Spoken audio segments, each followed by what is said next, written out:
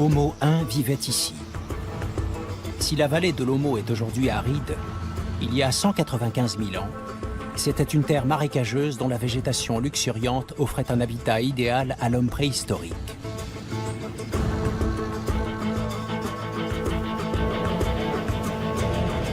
Deux scientifiques américains connaissent bien la région. L'anthropologue John Fleagle et l'archéologue John Shea.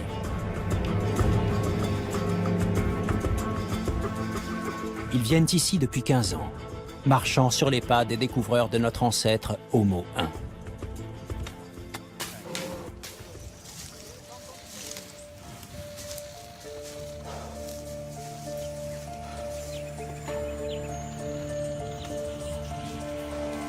En 1967, une expédition internationale a été envoyée dans le sud de l'Éthiopie à la recherche de fossiles humains.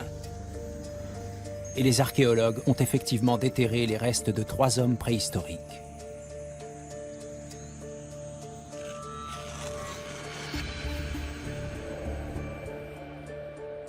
Le squelette le plus complet a été appelé Homo 1. À l'époque, aucune technique ne permettait encore de déterminer son âge.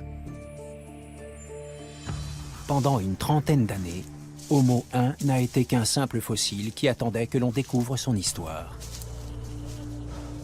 Tout a changé au début des années 2000, lorsque John Fleagle et John Shea ont repris les fouilles en Éthiopie.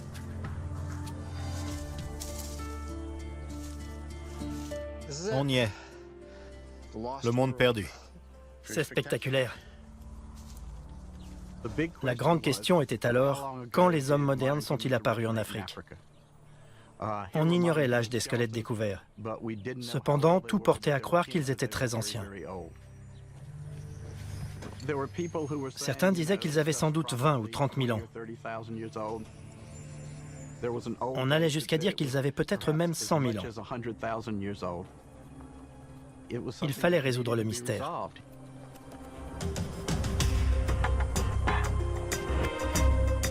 Les ossements sont trop anciens pour rendre possible la datation au carbone 14, une technique qui ne permet pas de remonter au-delà de 50 000 ans. En revanche, grâce à la détermination de la teneur en argon des sédiments, les scientifiques ont pu dater la formation du relief.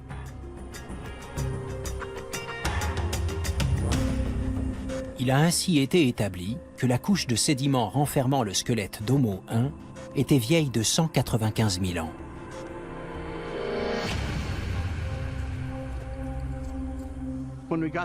Ce chiffre nous a stupéfaits. On n'avait jamais pensé que ce fossile pouvait être aussi ancien. L'arbre généalogique de l'être humain remonte à 2,5 millions d'années. Avant, nous ressemblions plus à des singes qu'à des hommes.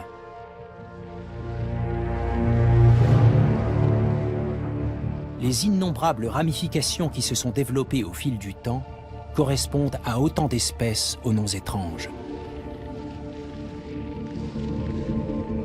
Des espèces qui toutes ont été classées comme archaïques par les anthropologues. Ce qui distingue Homo 1, c'est que lui, justement, est un homme moderne, un membre de notre espèce, un Homo sapiens.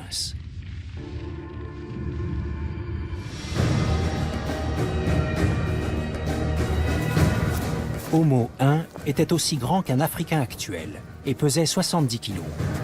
Il chassait le cochon sauvage et l'antilope.